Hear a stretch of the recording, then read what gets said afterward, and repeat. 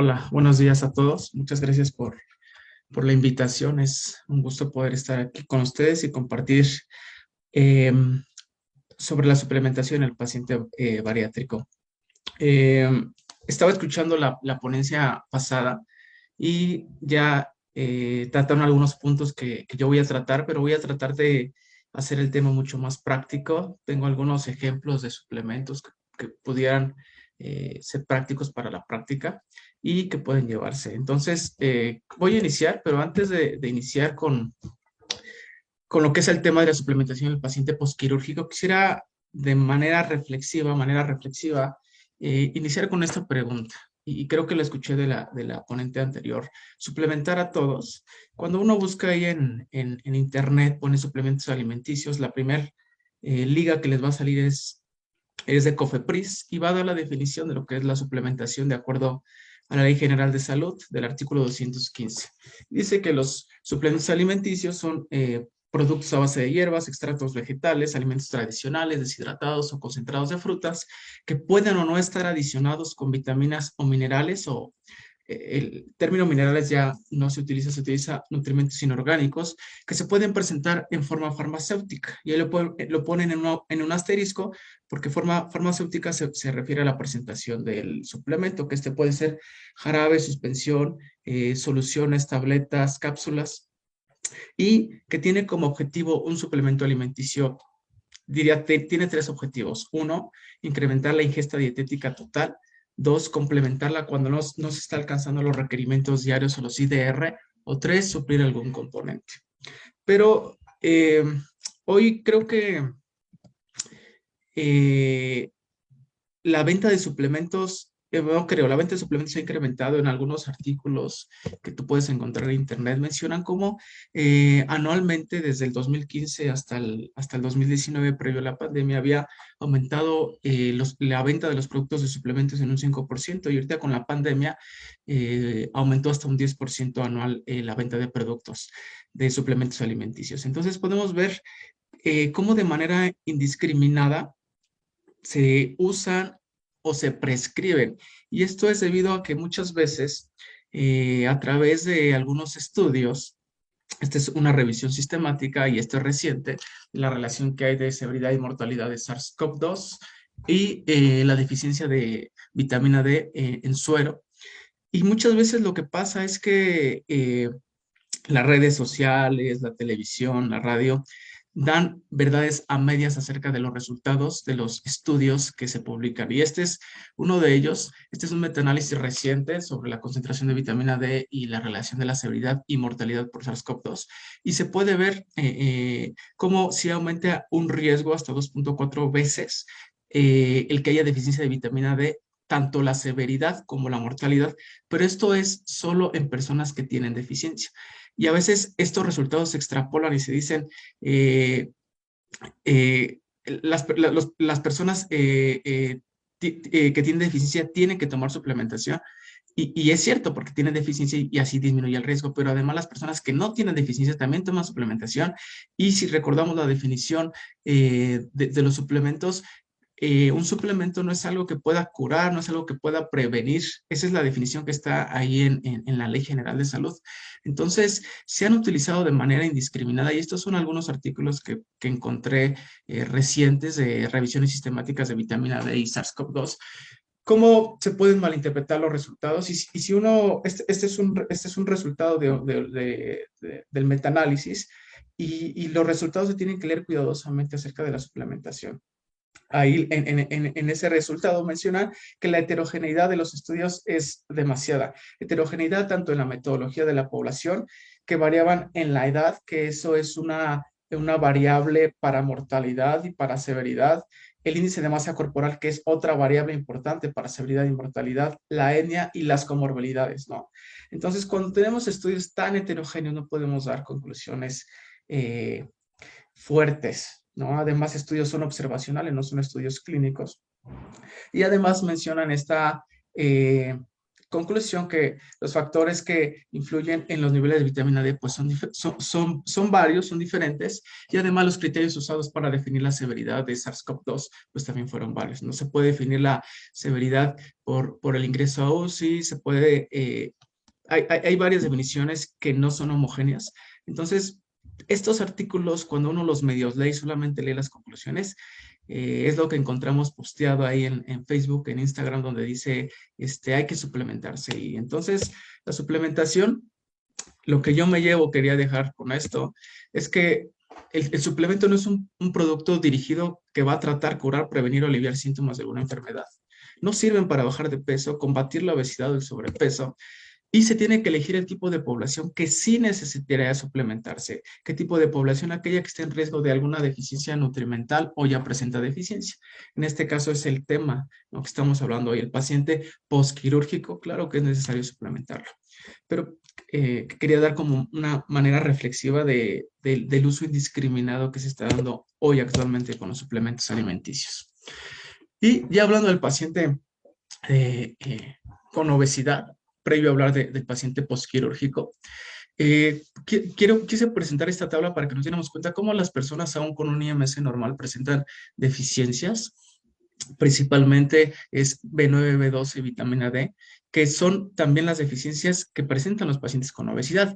Pero lo que cabe destacar y resaltar es que los pacientes con obesidad pueden duplicar, triplicar o 5 veces más el riesgo de presentar esta deficiencia. En vitamina B9 nos podemos dar cuenta cómo se duplica de un 16 a un 32%, en vitamina D cómo se quintuplica, y en selenio es hasta 20 veces más, casi la deficiencia que presentan las personas con obesidad en comparación con un IMC normal. ¿Por qué se debe esto? Bueno, el que el paciente tenga una mayor ingesta de alimentos no significa que tenga una buena densidad nutrimental, ¿no? Tiene una buena densidad energética basada en grasas saturadas, azúcares, pero no significa que tiene una alta densidad nutrimental. Entonces, pues el paciente con obesidad, previo ya a una cirugía bariátrica, puede tener deficiencias. Y podemos darnos cuenta que estas deficiencias nutricionales en los pacientes con obesidad, ¿cuáles son las más comunes? Tenemos el hierro, zinc, vitamina B12 y vitamina B9. Si nos damos cuenta en esta tabla, preoperatoriamente, los pacientes tenían deficiencia de hierro en un 5%, y cuando no se suplementa adecuadamente, no se lleva un seguimiento hasta los 48 meses, que son 4 años posterior a la cirugía, hasta el 38% ya presentaba deficiencia de hierro. Para zinc pasó lo mismo, hubo un incremento en la prevalencia de deficiencia, y para vitamina B12 también. Entonces, esta tabla nos indica y nos menciona que cuando no se corrige la deficiencia posterior a la cirugía bariátrica, esta puede incrementar. Ahora, es importante destacar que el paciente con obesidad que previo a la cirugía bariátrica lleva un plan de alimentación. Al final de la plática vamos a decir cuántas son la ingesta calórica que se da a un paciente, más o menos 15 días antes o un mes antes de la cirugía. Alrededor es de 800 a 1200 kilocalorías para la disminución del volumen hepático. Pero en este proceso de esta dieta prequirúrgica, que es de un mes, el paciente con obesidad también puede presentar deficiencias, y no solamente por este periodo del mes, sino se ha visto que a unos pacientes con obesidad que están en una dieta hipocalórica también presentan deficiencias. Y podemos decir, ¿pero por qué? Si ya está teniendo mejor elección de alimentos, ya está incluyendo frutas, ya está incluyendo verduras, ¿por qué presentan una deficiencia de alguna vitamina o algún mineral? Bueno, recordemos que los IDR para las vitaminas y los nutrimentos inorgánicos o los minerales están basados de acuerdo a la ingesta calórica. Es decir, que todas las vitaminas y minerales, para cumplir con los IDR diarios, tenemos que cumplir con los IDR diarios de la ingesta calórica. La mayoría de las poblaciones, los IDR de la ingesta calórica diaria va entre las 1800 a las 2500 calorías. Entonces, en un paciente que se le prescribe una dieta de 1200 kilocalorías, que es lo que dicen las guías, mujeres 1200 y hombres 1500 kilocalorías, estamos teniendo un déficit de más o menos 600 calorías, un déficit de 1000 kilocalorías. Entonces, obviamente, si no está cumpliendo con la ingesta calórica diaria recomendada, pues tampoco va a cumplir con los IDR diarios de vitaminas o nutrimentos inorgánicos. Por eso los pacientes, aunque coman bien, aunque incluyan verduras, aunque incluyan frutas, aunque tengan variedad en su dieta, pueden presentar deficiencias de vitaminas por una dieta hipocalórica. Y los estudios de laboratorio en los pacientes postquirúrgicos tienen que hacerse 3, 6 y 12 meses posterior a la cirugía. Vamos a hablar más adelante sobre esto. Y esta tabla la quiero presentar para que se puedan dar cuenta que se pueden corregir las deficiencias. No porque tengamos un paciente previo a la cirugía con deficiencia, no significa que esa deficiencia va a permanecer posterior a la cirugía, no es así. Con la suplementación esto se corrige. Y aquí señalo, por ejemplo, la vitamina B12, como había una deficiencia de 5% preoperatorio y posterior a la cirugía ya no hubo deficiencia. Hierro igual y selenio igual se corrigieron. Entonces, el mensaje aquí es que la suplementación previo y posterior a las cirugías puede corregir las deficiencias. ¿Qué aprendemos de la deficiencia de vitaminas y nutrimentos inorgánicos en el paciente prequirúrgico? Es que se deben medir las concentraciones en suero de vitaminas y nutrimentos inorgánicos en todos los pacientes con obesidad que están en un tratamiento para la pérdida de peso, porque ya vimos que pueden tener deficiencias aunque estén comiendo bien. Se deben realizar estudios de laboratorio en el preoperatorio en todos los pacientes, no hay excepciones, en todos tienen que hacerse estudios preoperatorios para poder suplementar si es necesario. Y estos son los estudios de laboratorio que se pide previo a la cirugía, que esto se pide 15 días antes, un mes antes, hasta 3 meses antes. Es creatinina, pruebas de función hepática, calcio, vitamina D, folato, vitamina B12, hierro, biometría hemática, glucosa y electrolitos séricos. Estos son los basales que se piden. Y el otro punto que quiero resaltar es que suplementar en el preoperatorio en caso de deficiencia e iniciar con suplementación al mes posterior de la cirugía bariátrica. Son dos cosas, uno, suplementar en el preoperatorio y dos, la suplementación en el paciente postquirúrgico se inicia al mes posterior a la cirugía, puede ser hasta 2 meses. Y el otro punto del cual quiero hablar es cuáles son las causas de las deficiencias nutricionales posterior a una cirugía bariátrica. Pues esta figura, ya que quiero hablar primero del punto uno de las causas, que es el tipo de intervención quirúrgica. Escuché acertadamente a la ponente anterior que dependiendo del tipo de cirugía, ya sea malabsortiva o mixta, como es la derivación gastroyeyunal en Y de Rux o bypass gástrico, como se conoce, o puede ser la restrictiva, como es la manga gástrica. Pero quiero que miremos la figura para recordarnos un poco de la universidad y recordemos en dónde se absorben, en qué parte del intestino se absorben vitaminas y minerales. Y quiero destacar el hierro, que es uno de los principales minerales donde presentan deficiencia los pacientes con postquirúrgicos. Y recordando un poco de la absorción del hierro, se absorbe en el duodeno, igual que el selenio, igual que el magnesio, y se absorbe el hierro a través de proteínas transportadoras. Como recordamos, al tener alguna carga no puede pasar la membrana plasmática y se absorbe a través de unas proteínas que se llaman proteínas divalentes, transportadoras divalentes de metales. Y pueden transportar hierro, pueden transportar magnesio, pueden transportar zinc, pueden transportar, esos son los principales que transportan. Y ahí es donde abro un paréntesis, por eso no es recomendable dar hierro con magnesio, hierro con selenio, hierro con cobre, porque al momento de que está transportando el hierro, pues se cierra el canal que da hacia el lado apical, y cuando pasa el hierro dentro de la membrana, entonces ya se abre y entonces ya permite que los otros sustratos se absorban. Pero mientras se absorbe uno, se cierra el canal para que no pase otro mineral. Entonces, es importante recordar esto, que no se puede dar hierro con selenio, no se puede dar hierro con cobre en la suplementación. Entonces, esta es una manera rápida de recordar de dónde se absorbe el hierro y cómo es que lo hace. Y pongo la figura de la derecha para que veamos lo que sucede en un bypass gástrico. Que el bypass gástrico lo que hace es impedir la absorción del hierro. ¿Cómo lo hace? Del lado izquierdo de la figura podemos ver la anatomía normal ¿no? Donde podemos ver el duodeno, el fondo, aquí vemos el fondo, el cuerpo, el antro, el píloro, y aquí vemos la primera porción del duodeno, la segunda porción que es la descendente, la tercera porción que es la transversal y la última o la cuarta porción que es la ascendente, y aquí no se ve, pero bueno, estaría el músculo de Treitz, que es el que conecta con el yeyuno, el duodeno y el yeyuno. ¿Qué pasa en el bypass gástrico? En el bypass gástrico, lo que sucede es que se conoce como un procedimiento mixto, ya que hay una parte que es restrictiva y otra parte que es malabsortiva. La parte restrictiva es aquí, donde se deja un pouch o un reservorio gástrico, más o menos de 60 a 80 mililitros. Esto es lo que se separa, es parte del fondo. Y lo normal es que aquí estaría el estómago y aquí estaría el duodeno y aquí pasarían los alimentos.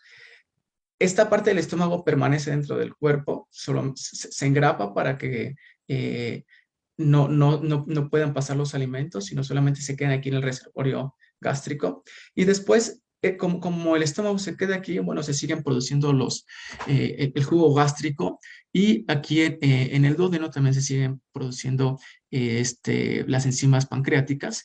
Y esta asa se llama la asa biliopancreática, donde se secretan las enzimas, el jugo gástrico. Esta se le conoce como la asa alimentaria, donde aquí pasan los alimentos, y aquí ya es el canal común, ¿no? Donde se une la asa biliopancreática con la asa alimentaria. El bypass, como el duodeno se absorbe en la primera porción del duodeno, que es aquí, y aquí en el bypass gástrico nos estamos saltando la primera porción. Entonces, por eso es que por eso es que existe deficiencia de hierro y se presenta mayormente en los pacientes postquirúrgicos con bypass gástrico más que la manga gástrica, porque nos estamos saltando esta primera porción del duodeno. No digo que solamente en el duodeno se absorbe, también se absorbe en la última porción del duodeno, ya en el yeyuno, pero la mayor absorción ocurre en la primera porción del duodeno. Esto es lo que ocurre, que hace que no se absorba el hierro. Entonces, el tipo de intervención quirúrgica es una causa de deficiencia nutricional.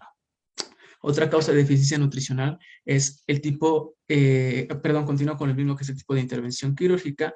Aquí podemos ver la diferencia, que es lo que les comentaba de la diapositiva previa. En el preoperatorio había una deficiencia de hierro del 14%, y postquirúrgico a un bypass gástrico hubo un 22%, aumentó en 8%. En cambio, en la manga gástrica había mayor porcentaje de pacientes que ya tenían deficiencia de hierro, pero posterior a la manga mejoró la deficiencia. Entonces, el tipo de cirugía sí es una causa que nos lleva a la deficiencia. Y nada más es un metaanálisis, como podemos ver en estudios controlados aleatorizados, aquí, donde hay un riesgo de hasta 3.5 veces mayor para un bypass gástrico que una manga gástrica para la deficiencia de hierro. La otra causa posterior, de deficiencia posterior a una cirugía bariátrica, es la adherencia. Y este artículo creo que ejemplifica bien. Quiero describir la figura B. Separaron a los grupos por hombres y mujeres, y los cuadritos representan a los hombres, círculos a las mujeres. Podemos darnos cuenta cómo el porcentaje de anemia a los primeros 2 años en hombres no había, y empieza a incrementar de los 2 a los 5 años. En cambio, las mujeres ya presentaban alguna deficiencia desde el previo al año, y incrementó casi hasta un 25% a los 5 años. Y aquí lo que trataron de escribir en el artículo es la adherencia que tienen los pacientes a la toma del hierro. Y esto es algo que sorprende, esta gráfica, la prevalencia de pacientes con anemia y el uso de suplementos, porque podemos darnos cuenta cómo desde el primer año la barra que está como con cuadritos negros o blancos es el uso de suplementos. Desde el primer año solamente el 50% de los pacientes tomaban el hierro. El otro 50% no tomaba el hierro. Y obviamente ya se presentaba una deficiencia de anemia. A los 2 años podemos darnos cuenta que solamente el 30% estaba tomando los suplementos y a los 5 años únicamente el 25% aproximadamente estaba tomando los suplementos. Es decir, que a los 5 años solamente la cuarta parte de los pacientes están tomando los suplementos. Y la indicación es que los suplementos son de por vida. Esa es una indicación que se les da a los pacientes en unas pláticas que tenemos en la clínica de obesidad, en la cual la plática la da el cirujano, la da el médico, la da el nutriólogo, la del psicólogo, se le explica el procedimiento al paciente, se le explica cuáles son los costos, se le explica que tiene que tener una adherencia al plan de alimentación previo y postquirúrgico, se le explica de los costos que tienen los multivitamínicos, se le tiene que explicar todo al paciente para que también pueda sopesar si puede cubrir con los gastos de la suplementación. Porque a lo mejor en un hospital como es el hospital de nutrición, puede ser que a lo mejor le cueste menos al paciente la cirugía, sí, pero los estudios posteriores a la cirugía tienen un costo, la suplementación de por vida tiene un costo. Entonces, el paciente tiene que saber todo lo que implica el procedimiento quirúrgico perioperatorio, ¿no? Entonces, aquí nos damos cuenta cómo una de las causas es la falta de adherencia de los pacientes a la suplementación. Obviamente, a menor uso de los suplementos, pues mayor es la prevalencia, ¿no? Hay más o menos a los 5 años la prevalencia de anemia ya andaba casi en el 20%. Y las barreras que los pacientes mencionan para la adherencia a los suplementos y multivitamínicos es trabajos de tiempo completo, duración del tratamiento. Nadie quiere tomar un multivitamínico o un medicamento para toda la vida, ¿no? Nadie. Si a veces un medicamento para una semana por alguna infección y uno ni siquiera se lo toma a los 7 días, ¿no? ¿Por qué? Porque los tratamientos que son de larga duración difícilmente se pueden llevar una buena adherencia. Frecuencia dosis es otra de las causas que reportaban los pacientes para no tener una buena adherencia. Y es que tomar muchísimos multivitamínicos por día hace que se les olvide o simplemente se fastidie, ¿no? Las creencias o conceptos erróneos, en las cuales ellos creen que solamente se va a tomar por un año, se va a tomar por 3 años, se va a tomar por 5 años, o si dejan de acudir a su seguimiento de consultas, entonces también ya no se tienen que tomar los suplementos porque no tienen la indicación de continuarlos tomando, pero es porque ellos no acudieron a sus citas de seguimiento, ¿no? Estos son conceptos erróneos, seguimiento inadecuado en sus visitas y el costo de la terapia. A veces no solamente es meter al paciente a la cirugía porque es candidato por las comorbilidades, porque tiene una diabetes de corta duración, en la cual tiene una alta probabilidad de repetir, porque tiene una hipertensión arterial que está medio controlada y es de recién diagnóstico, porque mecánicamente o funcionalmente se puede beneficiar. Claro que sí, la cirugía bariátrica ayuda a todo eso, pero un factor importante por los cuales los pacientes pierden seguimiento es por una barrera económica. Es importante que el paciente tome en cuenta todos los costos que incluye la cirugía bariátrica. Y eso es lo que les comentaba que quería mostrarles de manera práctica la suplementación postquirúrgica, que esta se puede dar al mes o a los 2 meses después de la cirugía bariátrica. En la primera columna tenemos los micronutrientes que no me alcanzan las tablas, están en las otras diapositivas. Después vienen los IDR, después vienen las recomendaciones de suplementación por la Sociedad Americana de Cirugía Bariátrica y Metabólica, que son estas del 2016. Después vienen 4 suplementos. Ahorita nos vamos a dar cuenta al final de presentar la tabla cuántos suplementos toman los pacientes y para que vean que sí es cansado estar contabilizando cuántos nos tenemos que tomar y que no todos cubren con los requerimientos, por eso se tienen que dar varios. Vitamina B1, los IDRs de 1.2 para la población en general y las guías mencionan que este tiene que ser de 12 miligramos.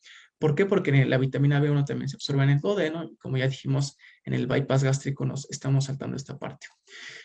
Puse en amarillo todos los multivitamínicos que cumplen con los IDR. Ahí me equivoqué en la primera fila, porque solamente el último es el que cumple con los IDR. Y puse en negro el suplemento que más aporta. Entonces tenemos que el Bariatric Advantage, que es una marca, es el suplemento que más contenido tiene de vitamina B1. Luego vamos con la vitamina B2. Vemos que el tercer suplemento es el que mayor proporción tiene, pero vemos que los cuatro ahí sí cumplen con la recomendación. Aquí está, la segunda columna está vacía porque las guías no recomiendan un IDR para postquirúrgicos para vitamina B2, B3, B5, B6. No hay recomendaciones porque casi no se presentan estas deficiencias. Por eso es que no hay un consenso de cuánto deben ser la ingesta recomendada diaria. Pero bueno, podemos ver tanto en la B1, B2 y B3, en B2 y B3, perdón, que los suplementos cumplen con los IDR de la población en general. Y en negrito está cuál es el suplemento que más aporta. Ya para la B6 podemos darnos cuenta que bueno, lo que les comenté, B6 tampoco hay recomendación para población postquirúrgica, pero los cuatro suplementos alcanzan los IDR para población general, para biotina también. Ya para el ácido fólico ya está la recomendación de la Sociedad Americana para Cirugía, que es de 400 800 microgramos diarios. Y podemos darnos cuenta que 2 de los 4 suplementos son los que pueden alcanzar esta dosis. Y para la vitamina B12 igual únicamente 2, los últimos 2 son los que pueden alcanzar esta dosis. Para vitamina B, C tampoco hay una recomendación por parte de las guías. Sí para la vitamina A, que esto es más de 10 veces la recomendación para población postquirúrgica y ninguno de los suplementos lo alcanza. Para vitamina E tiene que ser de 15 miligramos diarios, lo mismo que la población general, y los 4 lo alcanzan y mayormente el tercero. Y para vitamina K, igual lo alcanzan 3, el último no contiene vitamina K.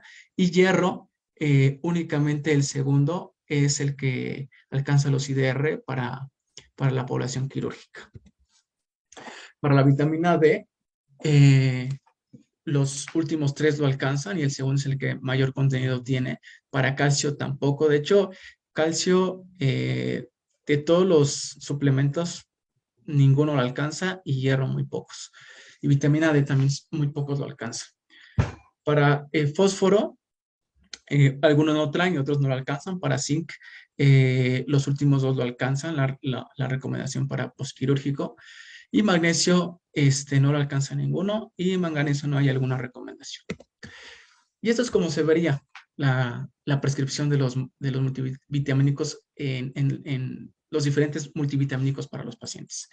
Vemos que 2 gomitas de Bariatric Advantage, que fue el primero, tiene que comerse 2 o masticar 2 gomitas, pero como no alcanzaba este suplemento la recomendación de hierro para población postquirúrgica, entonces tiene que tomar ferraninafol, que es hierro elemental, 100 miligramos con 800 miligramos de folato. Entonces, tiene que tomar 2 suplementos. Vemos que para el Bariatric Advantage Essential también tiene que tomar 2 tabletas y además también tiene que tomar ferraninafol para alcanzar los IDR de hierro para población postquirúrgica. Y si se quiere tomar el Centrum Gender para mujer, además tiene que tomar Citracal, que es calcio, de 1200 miligramos, más el complejo B12, porque tampoco lo alcanza. Y si quiere tomar Centrum Gender para hombre, tiene que tomar una tableta de Centrum, tiene que tomar estofilovitamina D, que son de 4000 unidades, tiene que tomar el Citracal, que son 1200, tiene que tomar su complejo B12. Entonces, esto es diario. No, esto no es cada semana, esto es diario. Y pues podemos darnos cuenta que pues, por eso el paciente puede tener una mala adherencia, ¿no? Si por la pandemia no encontró estos, porque estos vienen de Estados Unidos y tampoco había Istofil, había uno que es Valmetrol de 3000, pues ahora tiene que tomarse 2, ¿no? Entonces, si no encontramos estos aquí en México, pues hay que comprar los que están aquí abajo y hay que tomarse 4 suplementos al día. Otro ejercicio, me voy a ir más rápido. Son otros suplementos, quise traer varios suplementos porque los podemos conseguir en Mercado Libre, en Amazon. Los últimos 4, perdón, son de Estados Unidos. No hay aquí en México. Y de hecho, nos vamos a dar cuenta que las dosis son mayores que las que están aquí en México, del centro. Bueno, para B1, comparando estos suplementos, todos lo alcanzan y los dos primeros son los que más concentración tiene para B2, para B3 y para B5, todos lo alcanzan también y ahí se puede apreciar cuáles son los que tienen mayor dosis. Para B6, B8 y B9, todos lo alcanzan, excepto los últimos dos para ácido fólico. Para vitamina B12, solamente lo alcanza el...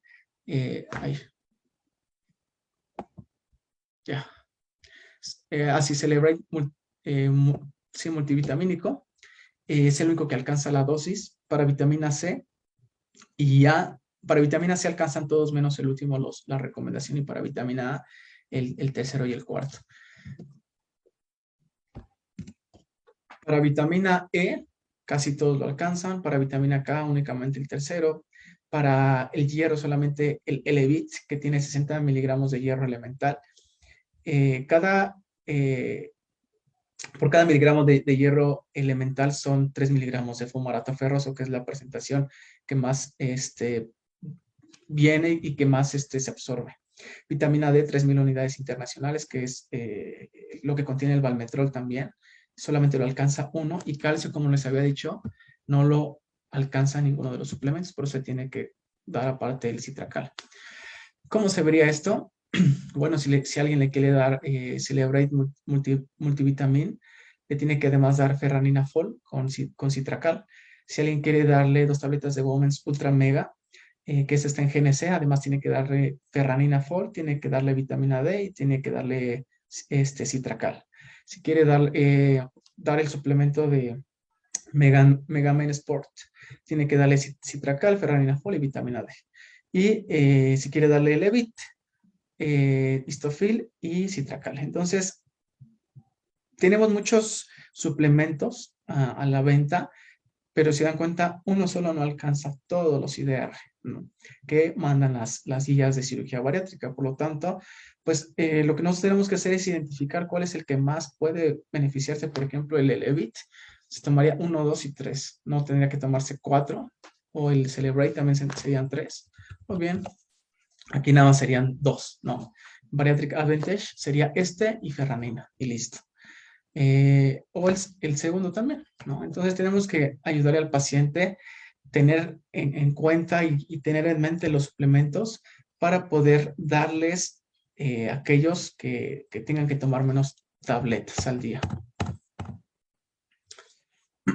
Y estos es los requerimientos de micronutrientes de ese suplementado y de test cuando hay alguna deficiencia terapéutico, test terapéutico. Y podemos ver como cuando hay una deficiencia, que si un paciente se está suplementando bien con lo que puse aquí, difícilmente va a tener alguna deficiencia. Pero bueno, en caso de deficiencia que es raro si se está suplementando, solamente sería añadir, no es que se va a presentar deficiencia de D, B12, A, y entonces tenemos que añadir más suplementos o más tabletas. No, únicamente generalmente se presenta solamente alguna deficiencia y aquí viene la suplementación, cuánto se tiene que dar. Por ejemplo, para vitamina B12 son 500 microgramos. Cuando hay deficiencia tienen que ser 500 a 1000 microgramos, que pueden ser oral o bien puede ser bedoyecta de 10.000 y esta que sea cada 20 días. Vitamina D, cuando hay deficiencia, son hasta 50.000 unidades a 150.000 semanales. Hay un suplemento de vitamina D que es de Estados Unidos que también tiene 10.000 y hay otro que tiene hasta 50.000 unidades. En México no vas a encontrar más de 4.000, que es el histofil y el valmetrol de 3.000. Entonces, cuando hay deficiencia, pues conviene comprar un suplemento pedido de Estados Unidos que te lo traigan para alcanzar la dosis, ¿no? Porque pues, está complicado que el paciente se tome 2, 3 tabletas de histofil más los que tiene que tomar. Entonces, estos son los requerimientos cuando hay deficiencia para vitamina E, vitamina K, zinc, hierro elemental, calcio y cobre. Por esto que no veo, ya está. Y pongo los nombres de los suplementos. ¿Cómo los podemos encontrar? Los nombres comerciales: Ferranina Fol, que les dije, Autrin 600. Autrin viene más concentrado con 115 miligramos de hierro elemental. Además tiene vitamina B12, ácido fólico, vitamina C, vitamina E. El complejo B, bedoyecta, y tiaminal B12, que las dos son ampolletas. Vitamina A está el ADCON, el tilarmín y la primera es ampolleta bebible, gotero, y alcanza los IDR y aún más de 12,000 y 8,000. Y el calcio, el que les dije, el citracal, el caltrate y el citracal DSR, que es el que más concentrado, viene con 1,200 miligramos, que es el IDR para la población postquirúrgica. Estas son las presentaciones que pueden encontrar de algunos suplementos. Ay, perdón, que pueden encontrar de algunos suplementos añadidos cuando presente una deficiencia del paciente. Esto nada más es cuando presenta deficiencia, si no, con los otros multivitamínicos pueden alcanzar la recomendación diaria. Y después, hablando de la recomendación para el seguimiento del paciente postquirúrgico, estos son los controles de laboratorio. A los 3 y 6 meses se tiene que pedir creatinina, pruebas de función hepática, calcio, vitamina D, folato, vitamina B12, hierro, biometría hemática, glucosa, electrolitos séricos. Y a los 12 meses, ya el seguimiento ya es anual y se tiene que agregar, aparte a lo que se pide a los 3 y 6 meses, agregar vitamina A, E, K, ferritina, zinc y selenio y una densitometría ósea también. ¿Qué podemos aprender de esto? El tipo de procedimiento quirúrgico, la adherencia o apego a los multivitamínicos y suplementos son factores que pueden influir en la deficiencia de nutrimentos en el paciente con obesidad sometido a una cirugía bariátrica. Las pláticas grupales informativas es importante, no sé si alguien se dedica al medio privado, pero en la mayoría de los hospitales públicos que tienen programas de cirugía bariátrica tienen estas sesiones grupales con los pacientes pre y postquirúrgico. Se tiene que informar al paciente de la toma de multivitamínicos, la prescripción de un menor número de suplementos por día y un seguimiento adecuado tenemos que darlo. Y esto puede ayudar a favorecer la adherencia a la toma de los suplementos. Esto es con lo que quiero que nos llevemos. Nosotros también podemos ayudar o podemos ser una barrera para la adherencia a la toma de suplementos y para poder prevenir o que aparezca alguna deficiencia. Y ya terminando el punto de los suplementos alimenticios de vitaminas y minerales, quiero hablar un poco sobre la proteína en el paciente postquirúrgico. Y previo a la cirugía bariátrica se recomienda una pérdida de peso rápida a través de dietas muy bajas en energía, que pueden ir, en el segundo punto ahí dice, no hay un consenso. De hecho, cuando uno empieza a ver, buscar información de cuánto se debe dar al paciente prequirúrgico y trata de ver cuánto es el tiempo que se le tiene que dar una dieta muy baja en calorías. El tiempo va desde 2 meses hasta 2 semanas antes. El contenido energético va desde las 600 hasta las 1,000 kilocalorías. Uso de reemplazos de alimentos o alimentos sólidos. Cambia la composición de nutrientes que van de 0 a 90 gramos de hidratos de carbono por día. Entonces, no hay un consenso sobre cómo tiene que ser una dieta prequirúrgica, pero el objetivo de la dieta prequirúrgica, que eso sí, aunque no sea muy baja en calorías, pero sí tiene que ser menor a lo que está consumiendo el paciente, el objetivo es reducir el volumen del hígado, ¿no? Lo que va a ayudar a poder mejorar aspectos técnicos de la cirugía en pacientes con agrandamiento del hígado, enfermedad de hígado graso. Esto les ayuda a los cirujanos para que puedan hacer más rápido la cirugía y menores complicaciones también en aspectos técnicos. Por eso es que se pide a los pacientes que puedan perder peso unas semanas antes de la cirugía. Y esta es la evidencia que hay de la disminución del volumen hepático en dietas bajas en energía. Es una revisión sistemática. Incluyó 8 estudios, 3 seca y 5 observacionales. Desde ahí podemos ver que hay una heterogeneidad en el tipo de la revisión sistemática. Fueron de 800 a 1,200 kilocalorías. Las semanas fueron de 2 a 8 de los estudios, una media de 4. Y las dietas con una duración de 2 y 4 semanas, en los resultados se observó una pérdida de peso corporal del 4 al 6%. Es decir, perdón, al llevar una dieta prequirúrgica puede ser que el paciente pierda alrededor del 5% de peso y la masa libre de grasa representó alrededor del 22 al 60% del peso que se perdió. 20% no es tanto, una quinta parte, pero el 60% sí es bastante y generalmente entre más restrictiva sea la dieta prequirúrgica, pues mayor va a ser la pérdida de masa libre de grasa. Pero también aquí la evidencia es que se demostró que hay una reducción del volumen hepático del 5 hasta el 20%, una media del 14%. Y la complejidad quirúrgica percibida, la duración de la cirugía y la estancia hospitalaria mejoraban en algunos estudios y en otros se mantuvieron iguales. Y continuando con la pérdida de masa libre de grasa preoperatoria, como nos damos cuenta, pues sí es una recomendación que se sigue dando, porque no está bien establecida esta de dietas prequirúrgicas. Pero lo que quiero aquí resaltar es la cantidad de masa libre de grasa que se puede perder. Y esto es un estudio clínico, 2 semanas previo a la cirugía. Se dio una dieta de 800 kilocalorías con uso de reemplazos de alimentos. Se les dio Optifast, que es un polvo que ven que tiene 20 gramos de proteína y en la cual sustituye 2 tiempos de comida, desayuno y cena, y se les da una comida de alimentos sólidos para alcanzar los 800 kilocalorías día. Se puede ver que en los resultados, como hay una pérdida pre-post, aquí está, perdón, una pérdida de peso previo a la dieta muy baja en calorías y post, que duró 15 días, perdieron 4.5 kilos, eso fue la media, y en la tabla 3, bueno, la tabla que está aquí del lado derecho, señalo cuánto es lo que se pierde de masa grasa y masa libre de grasa. De los 4.5 kilos y medio que se perdieron, 1.6, una tercera parte fue de masa grasa. En cambio, la masa libre de grasa fueron 2/3 partes con 2.8 kilos. Entonces, podemos ver que las dietas muy bajas en calorías a lo mejor no sería para todos los pacientes. ¿Qué pacientes? Aquellos pacientes que a lo mejor tienen una densitometría ósea que casi no se pide. Esa es la realidad, casi no se pide en los hospitales una densitometría ósea. O para ver la pérdida de masa ósea, ver la composición corporal, ver la masa libre de grasa.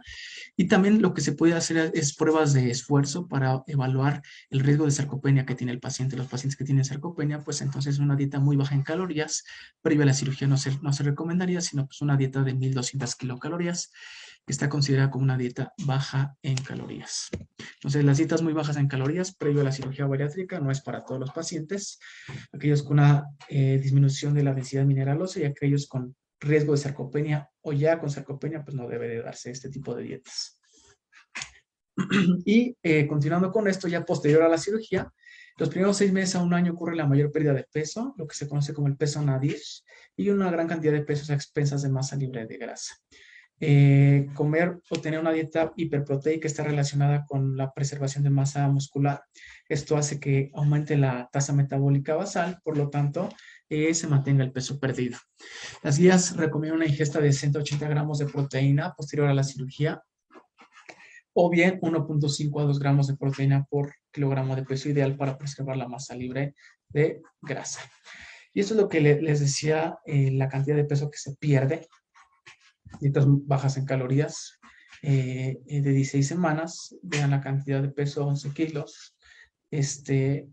Y lo que pongo en azul es cuando lo que está en verde, perdón, baja en calorías más ejercicio aeróbico, es cuando haces ejercicio y tienes dieta, puedes preservar la masa libre de grasa.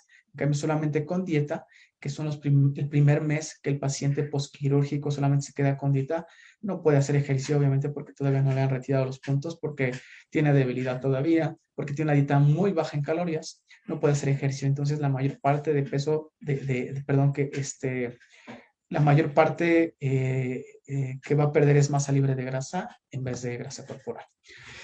Y ese es un metaanálisis que podemos ver que a mayor restricción calórica es mayor la pérdida de peso. Y del lado derecho la figura muestra que pacientes con derivación biliopancreática y manga gástrica, la derivación biliopancreática ya no se hace, pero fue uno de los procedimientos más malabsortivos que hubo.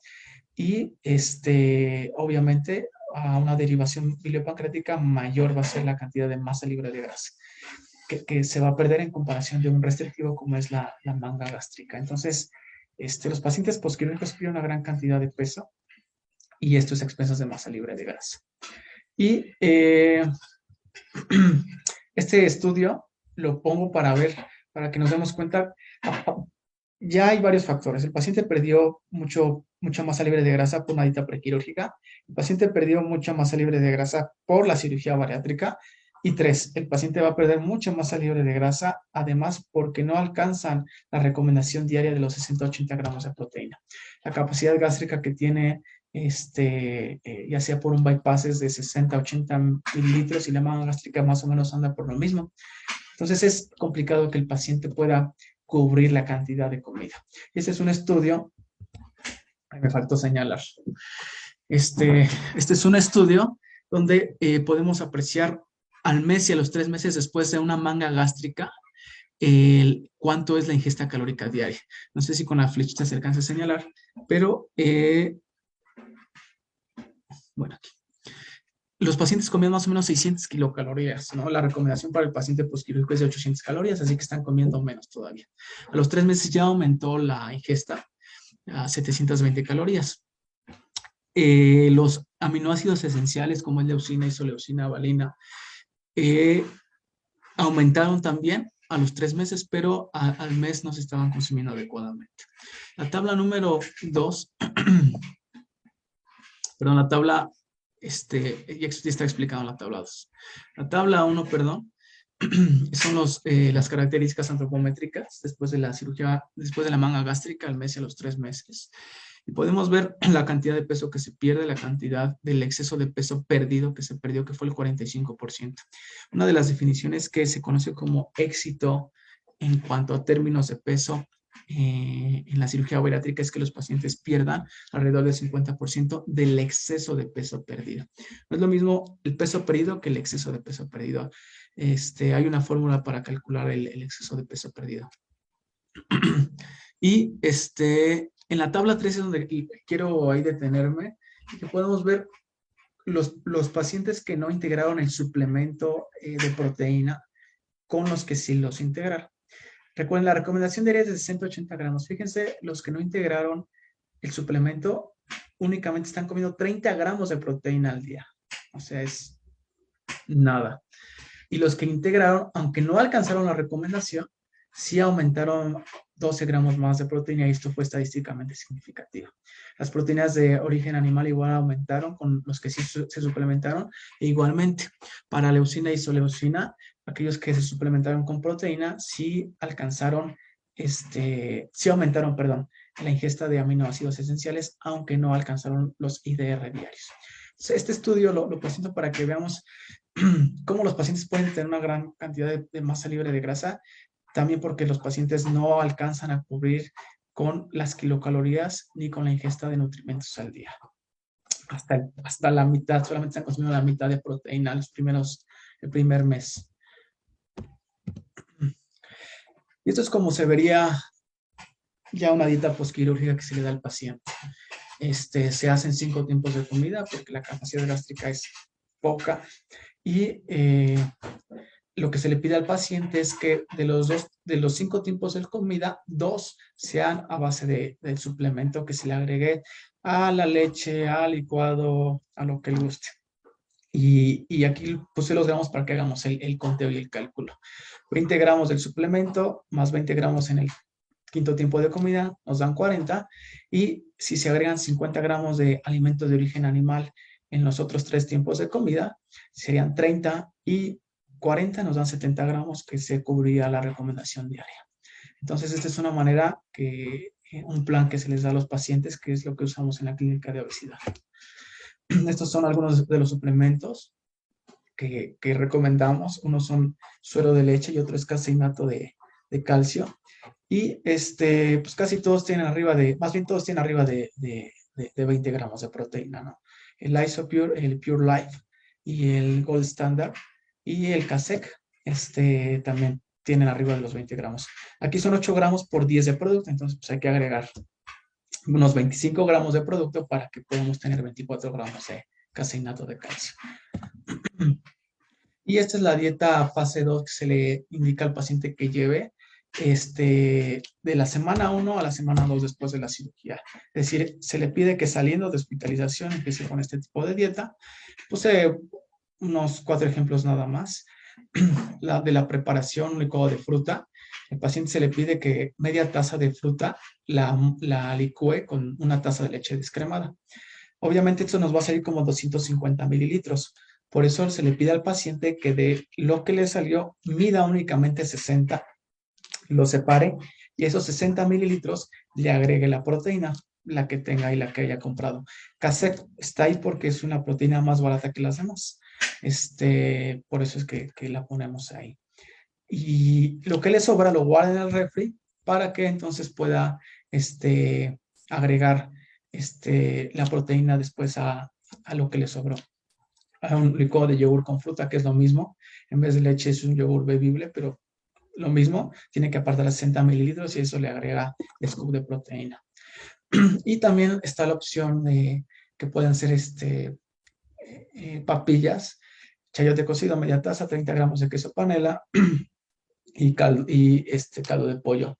Igual se muele, se separan 680 mililitros y aquí, si se dan cuenta, no se agrega proteína porque ya se está agregando ahí en el queso panela, ¿no?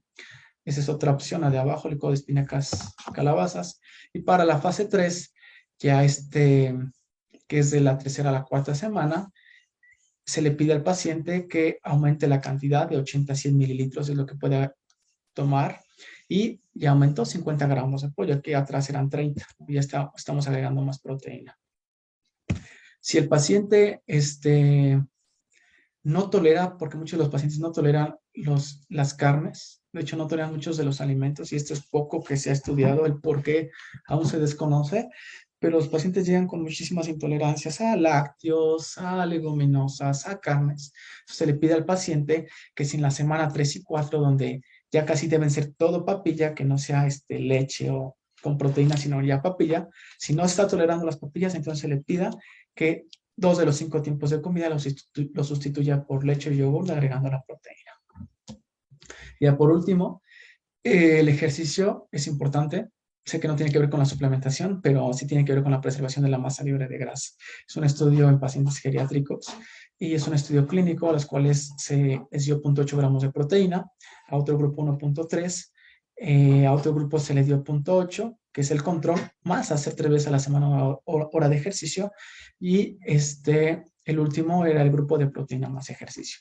¿Qué se puede ver aquí? Nos damos cuenta que todos perdieron peso porque además se les dio una dieta de 600 kilocalorías. Todos perdieron peso, peso y masa grasa. La barrita gris más clara es el peso, la barrita gris más oscura es masa grasa. Todos perdieron peso y todos perdieron masa grasa. Pero los que ganaron masa libre de grasa, y fue estadísticamente significativo, y no solamente estadísticamente, sino clínicamente, fueron aquellos, bueno, más estadísticamente que clínicamente, fueron aquellos que hicieron ejercicio. ¿Qué quiero decir con esto?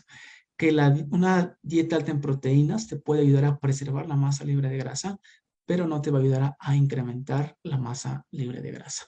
Entonces, el ejercicio es importante en los pacientes prequirúrgicos, postquirúrgicos, y tenemos que encontrar algo que el paciente pueda adherirse, algo que le guste y algo que él prefiera. Las conclusiones de la presentación es que el paciente con obesidad que es intervenido en una cirugía bariátrica puede presentar una gran pérdida de masa libre de grasa en el periodo pre y postoperatorio. La ingesta adecuada en el preoperatorio va a ser fundamental para preservar la masa libre de grasa. El ejercicio aumenta la masa libre de grasa en un tratamiento de pérdida de peso y se debe suplementar a todos los pacientes postquirúrgicos que alcancen la ingesta recomendada diaria de 60 gramos de proteína al día. Muchas gracias por su atención y ese es mi correo por si tienen alguna duda o quisieran que les comparta algún artículo, con gusto se los puedo compartir. Gracias. Perfecto, maestro. Muchas gracias por su presentación. Si me permite, vamos a continuar con la ronda de preguntas y respuestas. Vamos a realizar algunas preguntas al azar y le leo la primera pregunta. En cuanto a la suplementación después del primer año, ¿solo es multivitamínico o hay que hacer chequeos para ver las deficiencias? Se tiene que hacer primero 3-6 meses, se tiene que hacer estudios de laboratorio. Al año se agregan otras estudios de laboratorio como es vitamina A, vitamina E, sí se puede. Pero además, estos ya se hacen estos estudios ya de por vida. Cada año se tienen que hacer estos estudios. Vitamina A, vitamina D, vitamina B9, vitamina B12, zinc, magnesio, pruebas de función hepática, creatinina, glucosa. Entonces, ya se hacen de por vida estos estudios. Perfecto, maestro. Muchas gracias por su respuesta. Le leo la siguiente pregunta. Dice, en una paciente que se embaraza, ¿la suplementación de los ejemplos que dio será suficiente o habría que aumentar la dosis? Probablemente no probablemente, tanto en ácido fólico con vitamina B2 en las primeras semanas se tiene que aumentar la dosis de acuerdo a las recomendaciones para las mujeres embarazadas. De hecho, previo a la cirugía bariátrica se le explica a las mujeres que no se pueden embarazar durante los primeros 6 meses al año. De hecho, tiene que ser hasta el año. No pueden embarazarse por la pérdida de peso que tienen. Entonces, sí es una contraindicación y se le dice a la persona, a la mujer que no se puede embarazar en el primer año postquirúrgico. Perfecto, maestro. Muchas gracias por su respuesta y le leo la última pregunta. ¿Cuánto es el máximo de suplemento de proteína que se puede consumir después del año?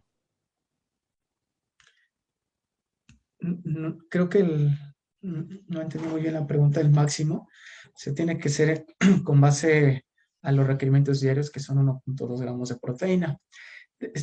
Tiene que ver el contexto. Si hay pacientes que hacen muchísimo ejercicio posterior a la cirugía bariátrica, que se están consumiendo 2.5 gramos hasta 3 gramos, y según las guías de medicina del deporte, pueden ser hasta 3 gramos de proteína.